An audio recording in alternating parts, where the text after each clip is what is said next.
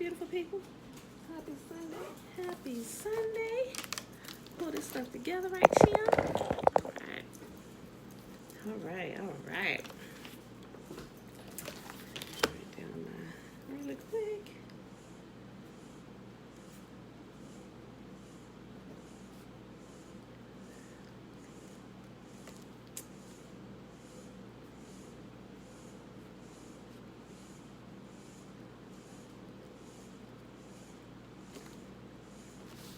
All right, beautiful people. Happy Sunday. Happy Sunday.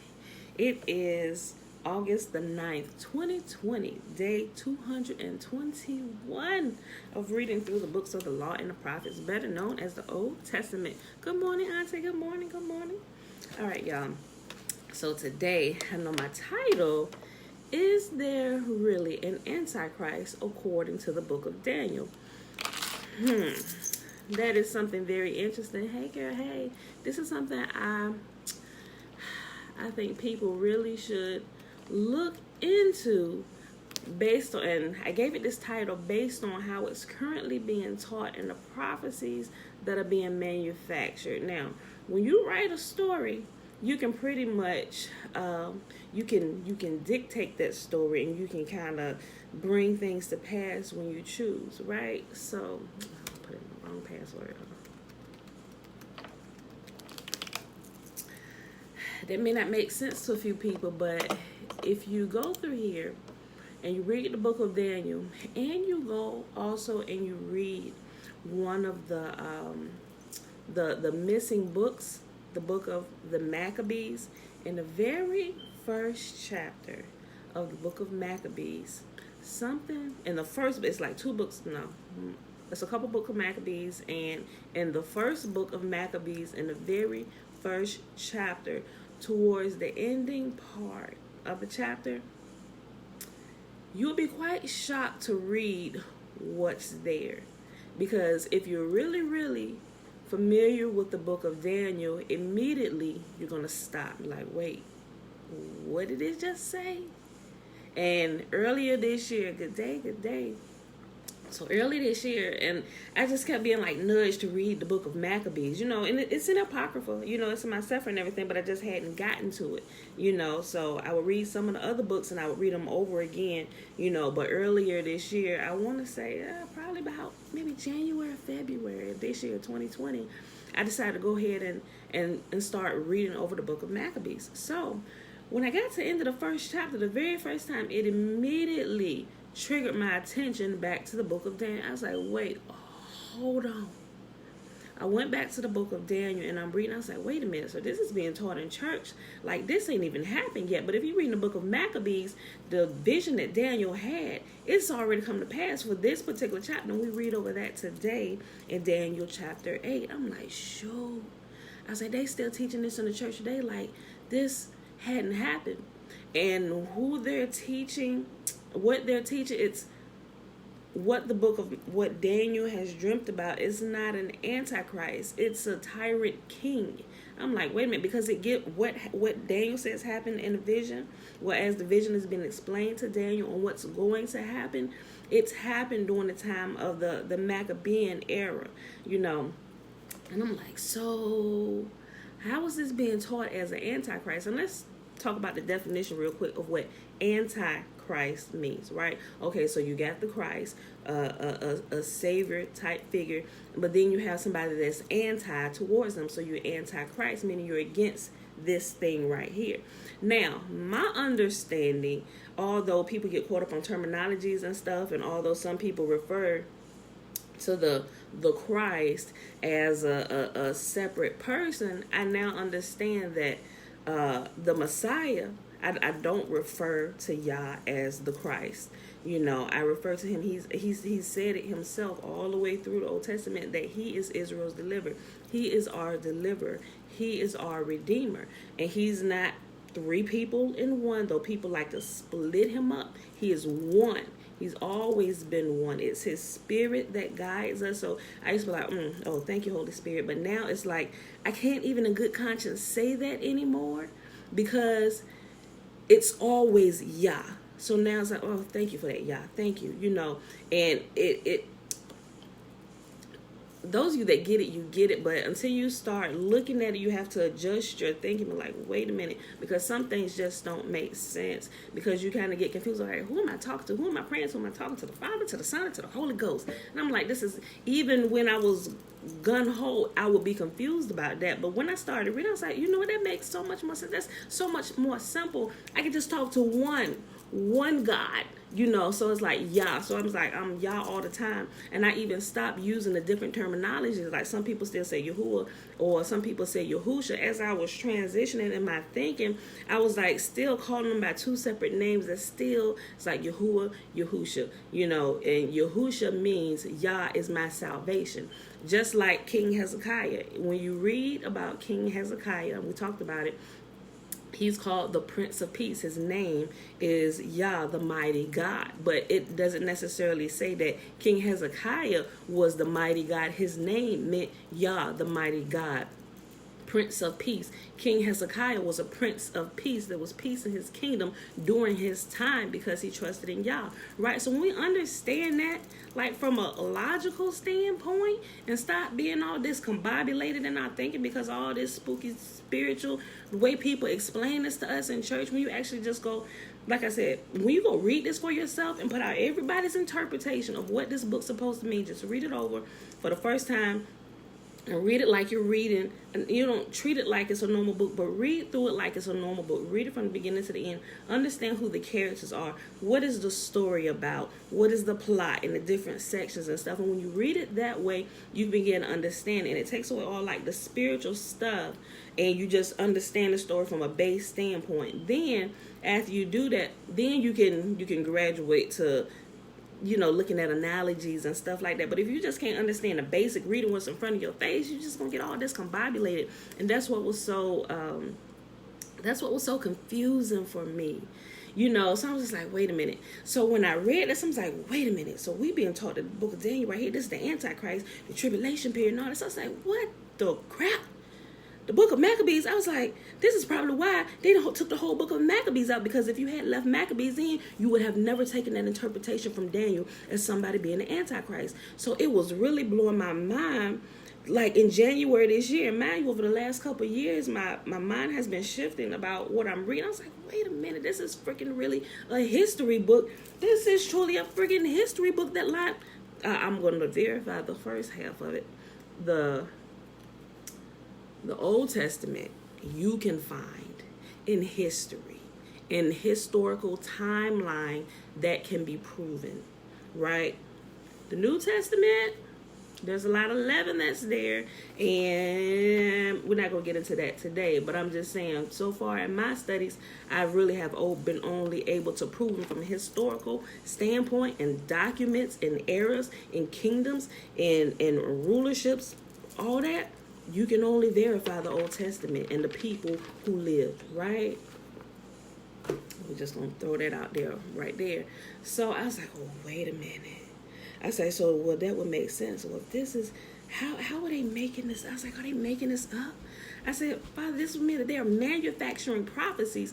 So when you look at stuff and people look at newer prophecies, I was like, wait a minute, that don't even make sense, because that, I was like, when I hear people talk about this in the Antichrist, it's like, I just kind of, I don't even argue with people, because you can't really, and if they hell bent on teaching this particular thing, yes, baby. Hold on, please. You can't really, they have to want to really have a heart to understand truth, you know. But if somebody just said, I'm teaching what I'm teaching, this, and these are my studies, but if they don't have a pliable spirit, if they're not teachable, if they're not open to new information, because if they don't realize they don't have all the pieces of the puzzle, they may only have little pieces of the puzzle. But the more information that you get, your thinking and your teaching has to expand. It has to change. Now we have a bigger piece of the puzzle. Oh, this makes sense now. So wait a minute. So this theory that we originally had about this, that can't be, because this piece of information that we verified, this is here, this is this. So that theory has to be put away. Bella, stop it. No, wait a minute. Go back upstairs. Ask Dad. Oh, you go in there. So that's what I want to say about that. But I'm going to put the link to Maccabees. I really, really encourage you guys to read the book of Maccabees. Read it along with the book of Daniel. They like to teach Daniel along with the book of Revelation. It's like, okay, I get it and I see why. I was like, but you're missing a piece, right? So you have to put that here. And if you understand this, you would see, like, wait a minute, this piece don't make sense. It's like, okay, somebody's lying here, so that's all I'm going to say about that. So let's go ahead and get into the reading today, y'all. It is Sunday, August the 9th, 2020, day 221.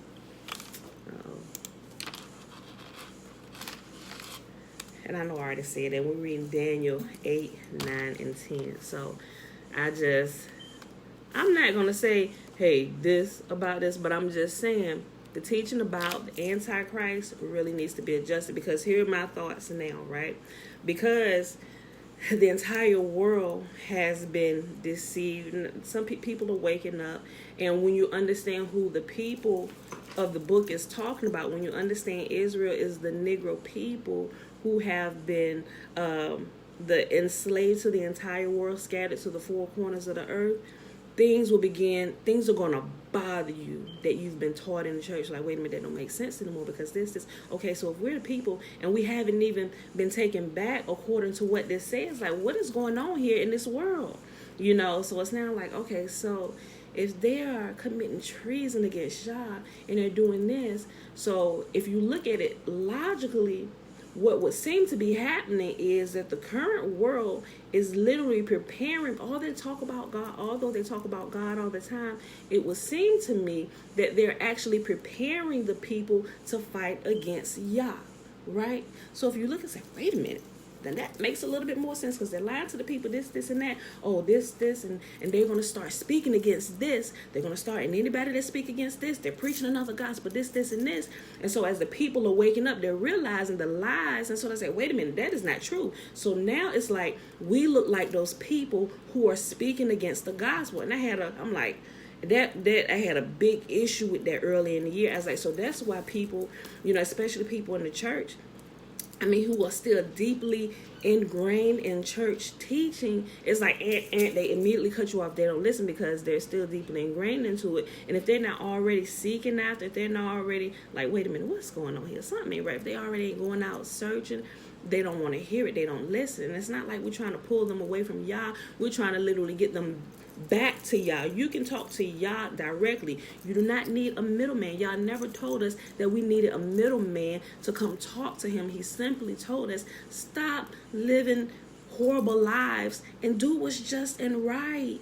Treat your fellow neighbor right. He said, don't defile the land, the place where you... I said, that's what y'all saying. I was like, how is that wrong? So I won't get into too much detail, but let's just go ahead and read Daniel 8, 9, and 10. But like I said, as you read through it, it causes you to begin to ask more questions and just to adjust yourself on some things. And it's like, I don't know that I necessarily agree with that. And then you look at it and it seems like, okay, all this, everything about religion is like they base it on fear, and they keep people here with this whole fear mindset. Oh, if I leave, I'm going to hell. Oh my gosh, and lose my salvation. It's like you have to be strong enough to go search out a thing to make sure you are absolutely being taught the truth. No point in being stuck somewhere because you are afraid, right? Don't be stuck somewhere because you are afraid. Step out. Go look behind the door. Ain't no boogeyman. I found out there is no boogeyman standing behind the door.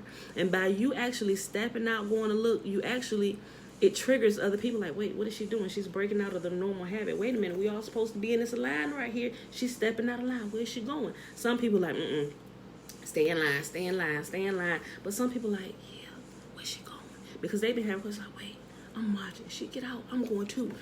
She get through that, we going, bro, we going. And so that's how it's been. It's like, wait a minute, y'all. And I'm coming back and say, I was like, hey, come on. Ain't nobody standing out here. They done told y'all this. Ain't nobody out here. And I'm just raising my voice.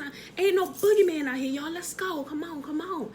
So and it's like, sometimes it's like, Father, and I understand that it's a process of people mentally waking up, breaking those mental chains off of their mind before they can even see it. It's like, man, what have we been doing all our life? going to church and being taught this, and it's like we're not accomplishing anything with our lives. The world is just constantly moving on. But you notice if you look throughout the years, there's a sect of people in different religious factions that are kind of held in this little bubble, so to speak, and they don't really accomplish anything with their lives. It's like they're here, and if you get caught here, it's hard to get out of here, and you can't really move. And like, what are you accomplishing? What are you blessing the world with? Why are you even here? Are you just here just to, we can be here so God come get us? Like, that ain't why he sent you here. You know, he sent us here to inherit this place, to make this place better. To, and it's like, if you're stuck here, it's like, it's just this is what we do. We stay together, everybody stay together, we just go here till we die. If Jesus don't come get us, when we just gonna go to the grave and you're gonna raise us up on that great day. I'm like,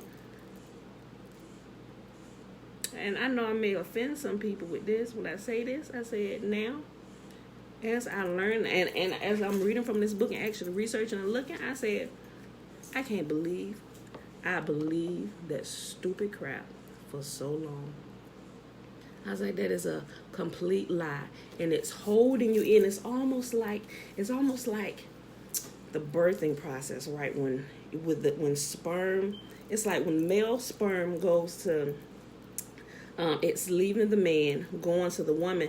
There is millions of sperm that's fighting for that place to get inside that egg to fertilize it, right? And only the strongest survive. If you read the book of Ezra even talks about the earth being a womb. It's like those here, really, it's literally the strongest survive. Like, you really have to wake up. And it's like, no, we are not dying because of these lies. And it's like we're becoming like that strong sperm going to fertilize that egg in a woman's womb. So we're outpacing, we're outrunning all these other millions of sperm that's going with us. It's like, wait a minute. And we get more strength and we get stronger. It's like we become alphas and we go. It's like, wait a minute. No, we going, bro. That egg is for us. This, like that earth, this egg, this is for us, and we're going to fertilize it, and we're going to cause more life to come, right? And so it's like, man, you really, if you are still really deeply ingrained in the church, I ain't gonna say throw everything away, because you learn some decent things on how to be a decent human being in some churches, but other places it keeps you in this cycle of life where you don't do anything with your life, and it's praise Jesus. This is all I do all day with my life, and I ain't do nothing. We don't establish any kind of business. We just teach our children to be religious nuts and this and this and that. And I'm like, I'm not doing that anymore. That has not benefited my life.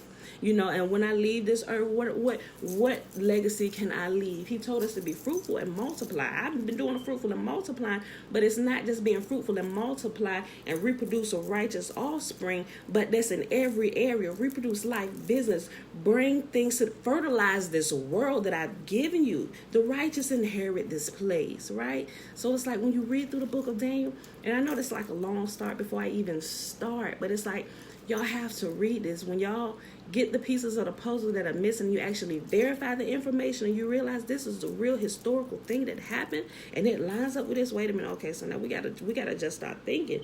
What the church is teaching us about the Antichrist is wrong. What they're really teaching you to, now listen to me when I say this.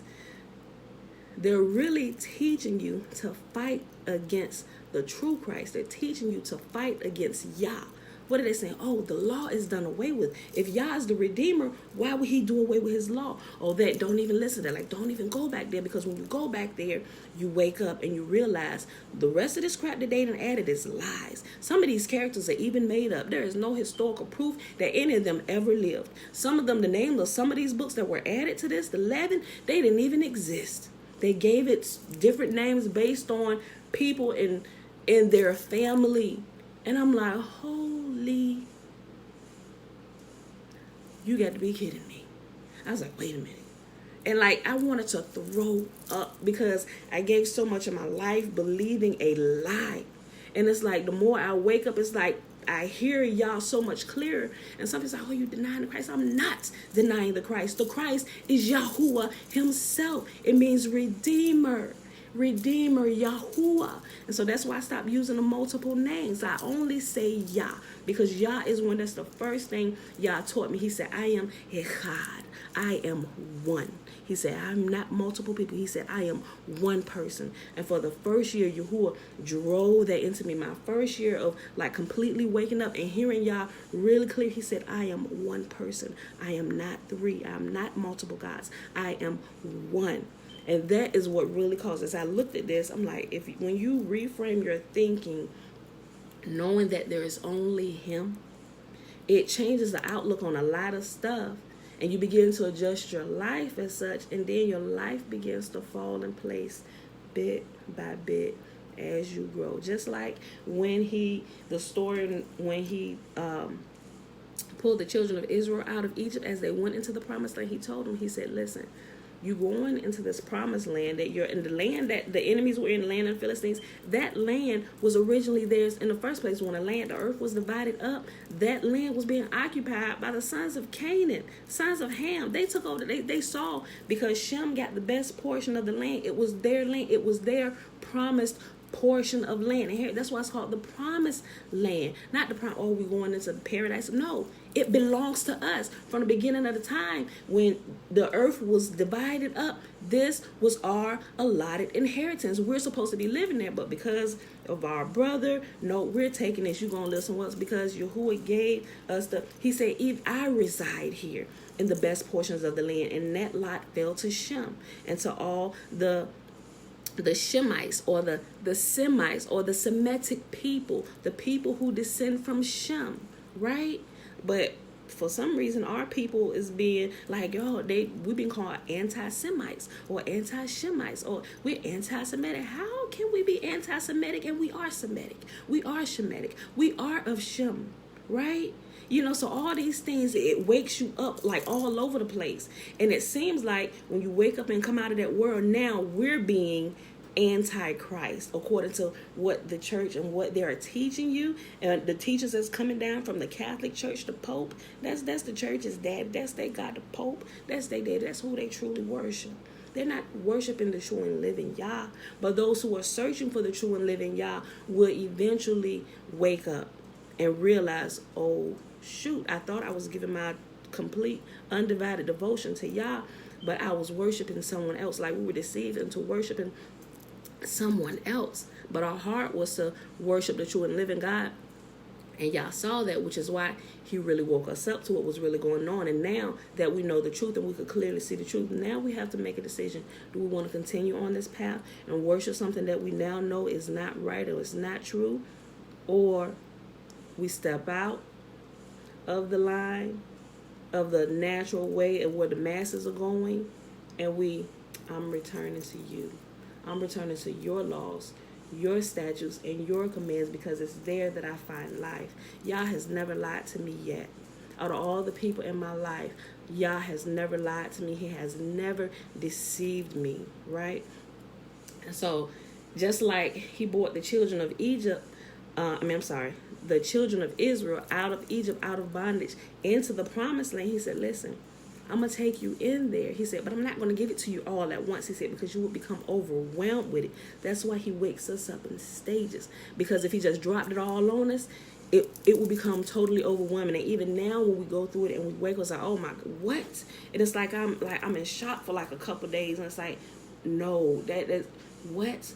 I've been indirectly, like ignorantly worshiping another God, and I've been worshiping multiple gods all my life. And it's like little by little He has to wake you up and slowly take the blinders off. It's just like the process of growth for children. It's the same thing when you wake up and you return to God. It's a process, because He has to remove levels of lies and levels of indoctrination and levels of improper teaching, and He has to teach you who He is. Right? And it's like, oh my gosh. So it's now we're really stepping out, becoming the ones that are more healthy and more sane. But when we step away, people's like, she done got off into something else, and they trying to, it's like, stay away from her. She off in the deep end. No, I am off into the truth end, and I'm telling you, bruh, reading is fundamental. Okay, so I'm done with that, but let's go ahead and do the reading. Like I said, I'm gonna drop the link, the chapter to Maccabees, the first chapter, so you can go and read that.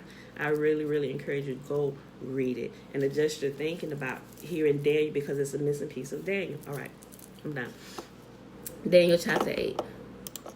During the 3rd year of King Belshazzar's reign, I, Daniel, saw another vision following the one that had already appeared to me. In this vision, I was at the fortress of Susa in the province of Elam, standing beside the Ule River. As I looked up, I saw a ram with 2 long horns standing beside the river. One of the horns was longer than the other, even though it had grown later than the other one. The ram butted everything out of his way to the west, to the north, and to the south, and no one could stand against him or help his victims. He did as he pleased, and he became very great.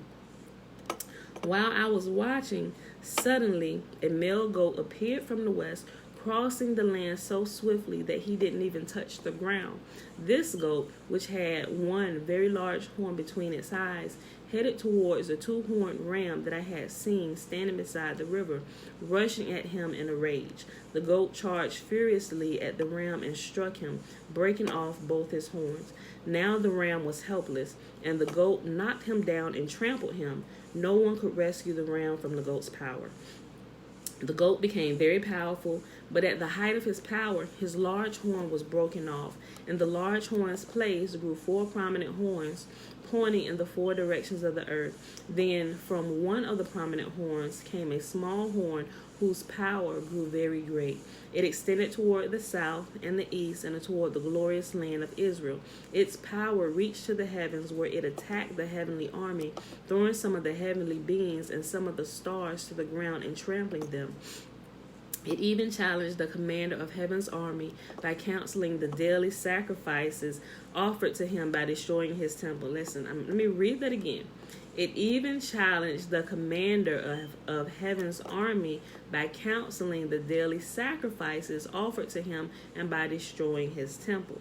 You're going to also read about this, because also in the current teaching about the Antichrist, that he can come in, and we know everybody gonna wake up. And even Israel, when they say Israel, they're still talking about the tenants who are converts, European converts that are sitting over in the land of the state of Israel that was created by the Balfour Declaration back in the 1940s, right? And that's this whole joint application between Israel and America, where America stands with Israel, that's a freaking bunch of crap. They created this state, and it looks like, oh yeah, we bless Israel. I'm like, y'all is lying. I was like, and it's right there. When you look at it, when you wake up, you can clearly see. I'm like, listen, bro, they created this. I was like, they created this. I said, they created this. Look at this. They're showing you the documents. They flashing in front of your face. Oh yeah, we created it. And Israel has become a nation and a state. I was like, that ain't what scripture says is going to happen. I was like, they're creating and manufacturing prophecies. See, that's why when you don't go back and you don't read the Old Testament, you're easily taken by manufactured prophecies. So now it looks like the rest of the stuff that they added in here that doesn't line up with what Yah said is going to happen and what the prophets reiterated that was going to happen in the times to come. It looks like that these manufactured prophecies and these imposters is look like, oh, prophecy is coming to pass. Prophecy is coming to pass. You better keep your eyes on Israel. I'm like, bro, you better keep your eyes on the Negro folk, because that's Israel. They say Israel is God's time clock. Surely that's true, but you're looking at the wrong Israel. Look at what's happening to the Negro folk. The Negro folk and what's happening to them will tell you what is truly happening. True prophecy is found in the book of the prophets: Daniel, Samuel, Isaiah, Jeremiah, Zechariah, Zephaniah, Amos, Joel, Malachi, Micah. I could keep on going down the list. That's where you will find true prophecy, and that's what's going to line up with what's going on in this tangible world here.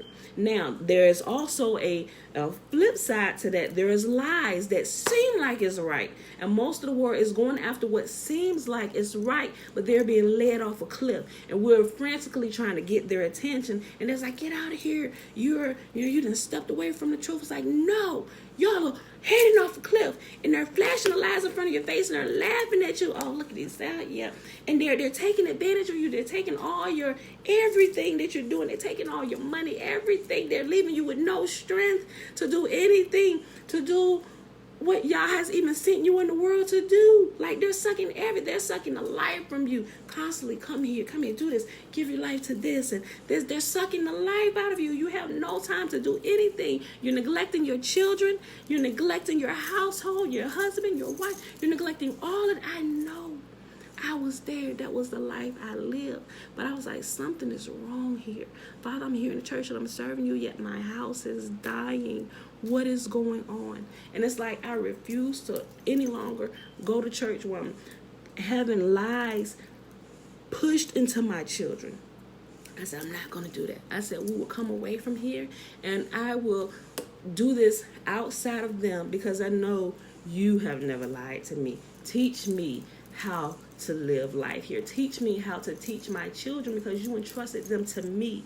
And I don't want to regurgitate garbage and lies to them, because I don't want them to be caught in traps of deception as they grow. I want them to be able to critically think and think about a situation, think about everything that somebody tells you, but no, we're not your fool.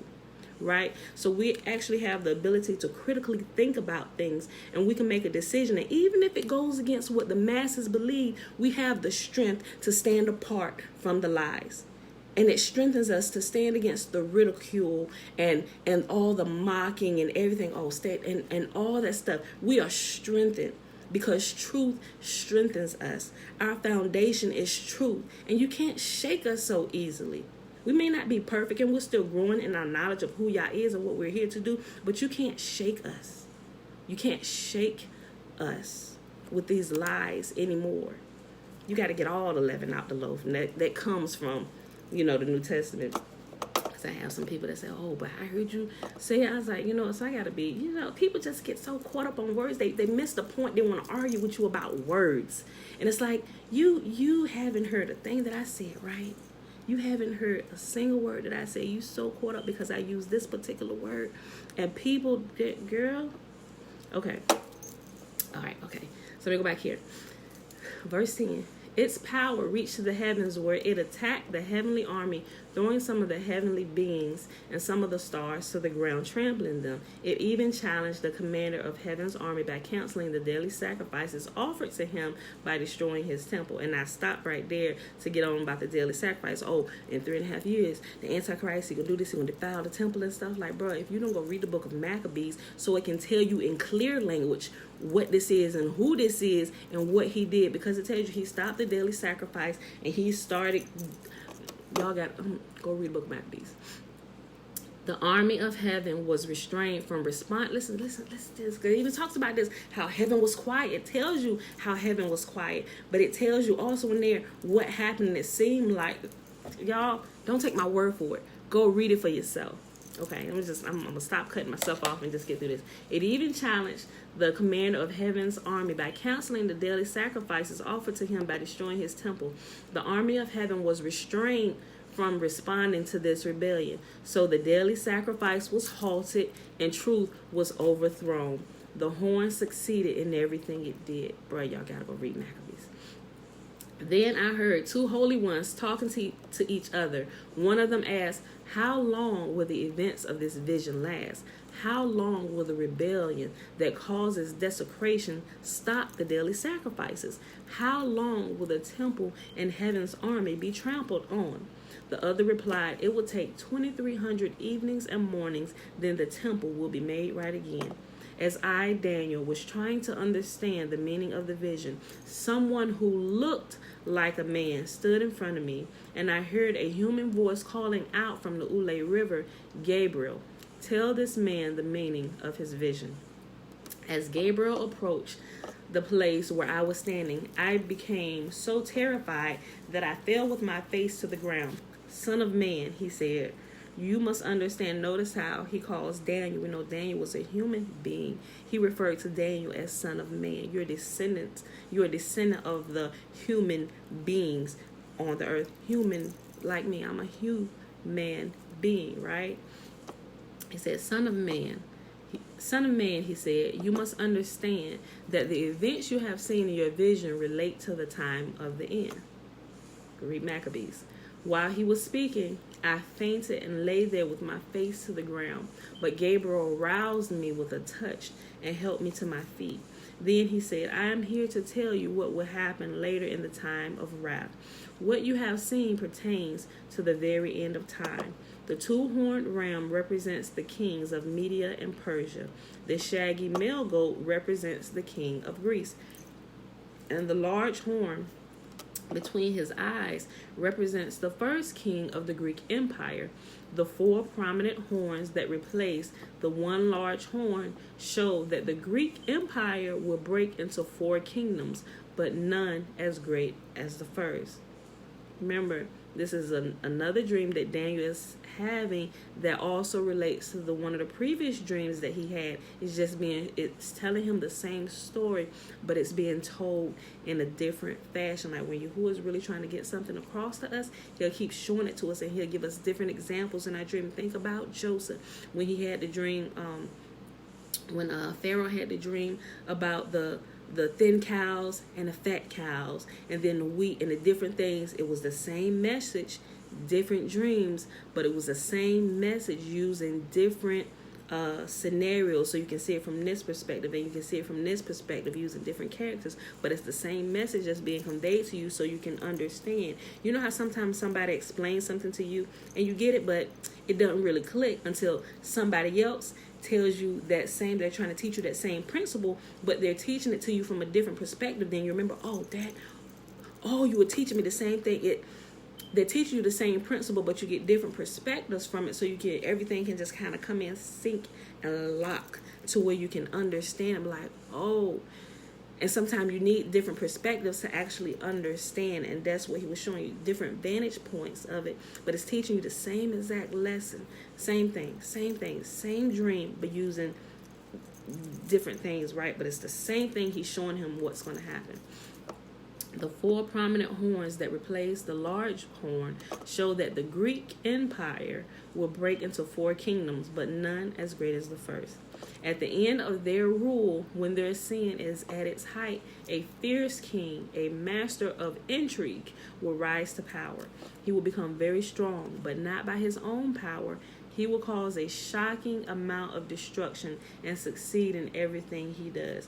He will destroy powerful leaders and devastate the holy people. Guys, you must read Maccabees. It goes into detail on each. Like, it seems like this right here is a summation. Like, each line is a summation of the full story that's expanded in Maccabees, right?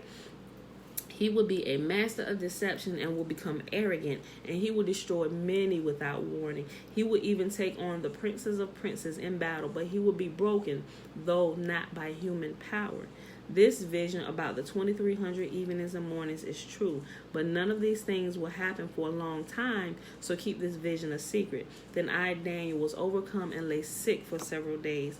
Afterward, I got up and performed my duties for the king, but I was greatly troubled by the vision and could not understand it. All right, Daniel chapter 9. Daniel prays for his people. It was the first year of the reign of Darius the Mede, the son of Ahasuerus, who became the king of the Babylonians.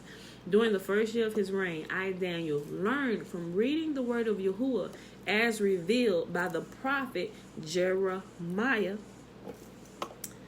that Jerusalem must lie desolate for 70 years. So I turned to Yahuwah and pleaded with him in prayer and fasting. I also wore rough burlap and sprinkled myself with ashes.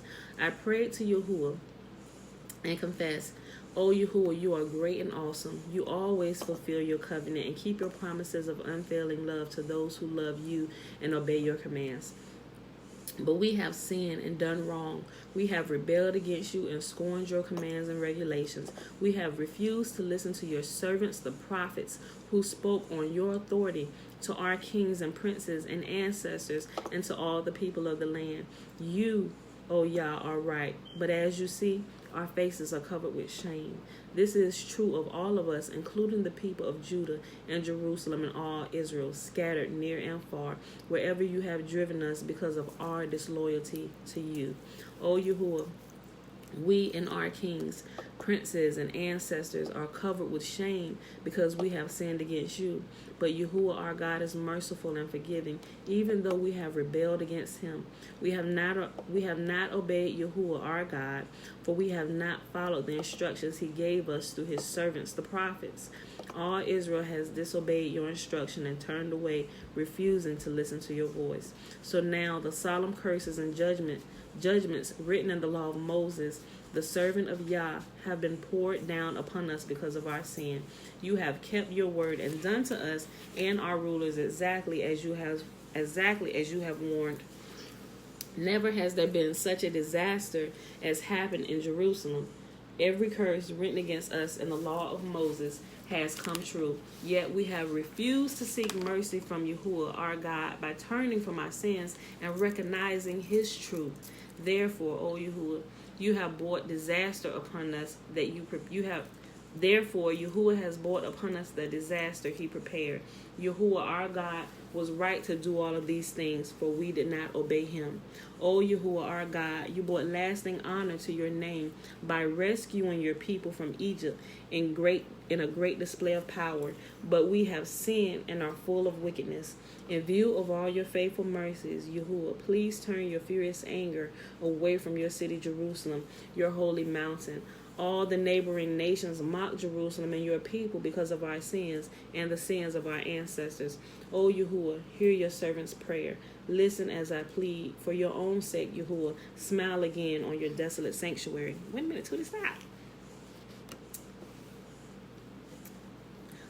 O Yahuwah, listen, girl, I'm going to put you down. Stop. O Yahuwah, lean down and listen to me. Open your eyes and see our despair. See how your city, the city that bears your name, lies in ruins. We make this plea, not because we deserve help, but because of your mercy. O Yahuwah, hear. O Yahuwah, forgive. O Yahuwah, listen and act. For your sake, do not delay. O my God, for your people and your city bear your name. And we know, if you read the book of Ezra and the second and third books of Ezra and a couple of other books, you will hear how these prophets pray. And Ezra's prayer is almost similar to how Daniel prayed. And they always start by repenting for themselves and their ancestors before them, because it's because of our ancestors that we're in the place that we are today, and we follow still in their same wicked ways. So he repented for himself, his generation, and the generations before them. And even sometimes people get hung up.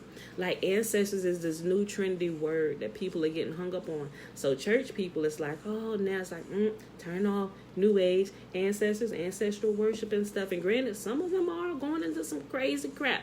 I ain't talking about them, but it's like they're mixing. It's like, guys, it's like you're almost afraid to use the word for the fear of the crazy teaching that has been taught to people, and they're gonna think you're going off into la la land. So you have to be careful at times. Well, when you're talking to people who have been indoctrinated, you have to be careful with the words you use. You have to use different words, but that convey the same exact meaning. You have to use words that's going to break their state of sleep. You got to jolt them awake, right? So, okay. I went on praying and confessing my sin and the sin of my people, pleading with Yahuwah, my God, for Jerusalem and his holy mountain. As I was praying, Gabriel, whom I had seen in the earlier vision, came swiftly to me at the time of the evening sacrifice.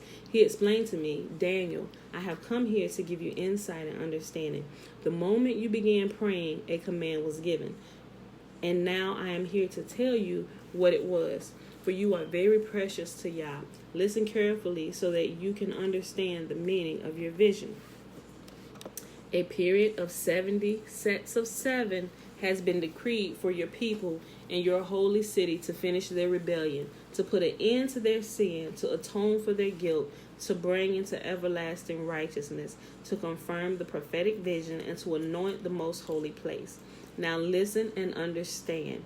7 sets of 7 plus 62 sets of 7 will pass from the time the command is given to rebuild Jerusalem until a ruler, the anointed one, comes. And this right here, all this going to the false antichrist teaching that they're teaching. It doesn't line up. You got to get the other pieces before you can teach a complete story, right?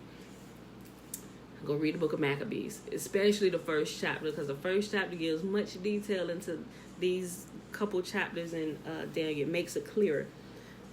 Jerusalem will be rebuilt with streets and strong defenses despite the perilous times. After this period of 62 sets of 7, the anointed one will be killed, appearing to have accomplished nothing. So they take this and like, oh yeah, this one JC was hung on the cross, and this, and that is not what this means. That is not what this means. Something can never mean something that it never meant before, right? And that's like a famous line from a song, but you have to go back. You can't make this mean something new. Go back to the original meaning of what this meant. You have to. I'm telling you to go read Maccabees, because I don't want you to just take my word for it. I need you to read it yourself with your own eyes, and you need to go in and you need to see truth for yourself. Although I'm leading you there, I need you to own that truth yourself. Because when you own that, when you go and you look up things for yourself and you start researching for yourself, it makes you responsible now for the truth that you come across. Not because you've listened to me. I've guided you to the right path, but go and learn to be responsible with what you're hearing. And that's what growing up and following Yahuwah's law, statutes, and commands, that's the thing. When you go read it, you have to make a decision. You have to make a conscious decision that you're going to be responsible now with your life. Now, when you realize that all the responsibility lies on you, you have to make a choice. Do you want to keep going on in the path where, oh, I'm forgiven because of the blood and this, and that?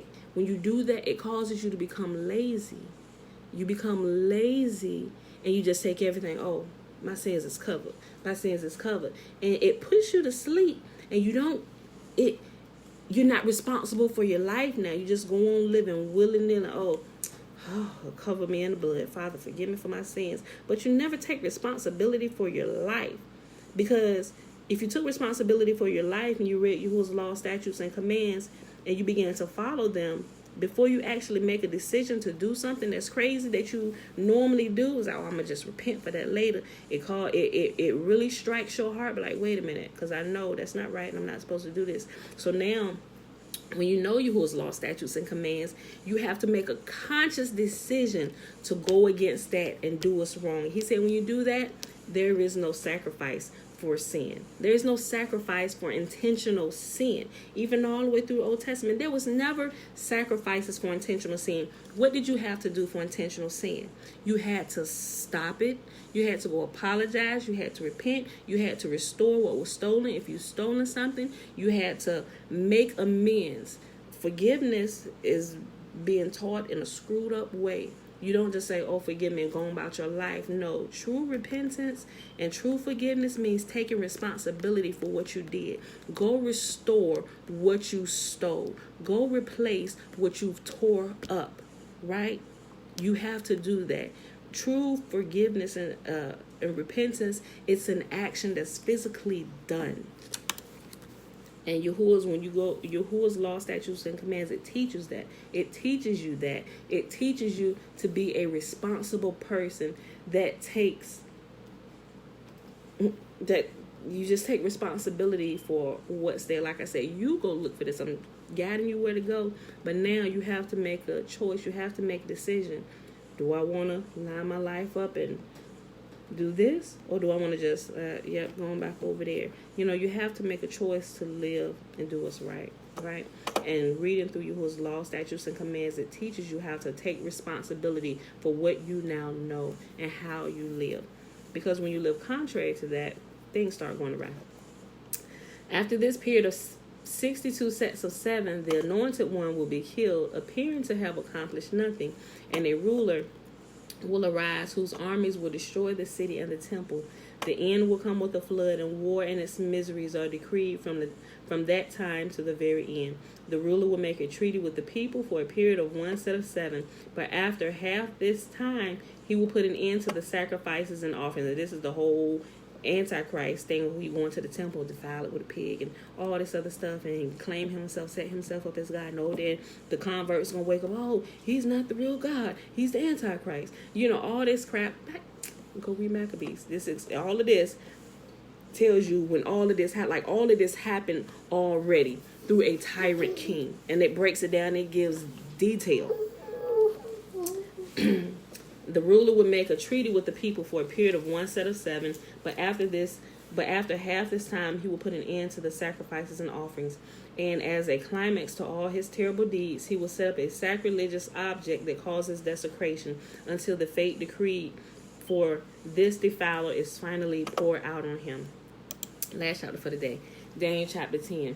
In the 3rd year of the reign of Cyrus, king of Persia, Daniel, also known as Belteshazzar, had another vision. He understood that the vision concerned events certain to happen in the future, times of war and great hardship.